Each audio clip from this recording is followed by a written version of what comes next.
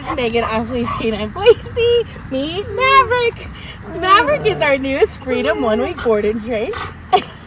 He is a 10-month-old golden retriever. The owners bring him to us because Maverick and his brother Theo are actually both going to be attending our 1 week program. And they say Maverick is such a sweet dog, but he's a bundle of energy.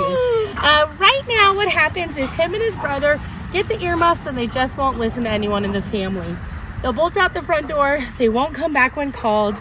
Maverick loves to put everything in his mouth. He loves to jump on us. He likes to nibble on us. So that leave it command is going to be very important for them. Because they have 2 dogs at home, and they are both pretty big dogs, that place command is also going to be very important. Right now, they kind of just run all over their house. They jump on everyone. So they want to make sure that they can use that place command when they're having dinner or watching a movie. So the dogs still feel part of the family, but they're not right under your feet. So far, Maverick seems like just such a sweet boy. We're so excited to work with him. So make sure you stay tuned for his transformation.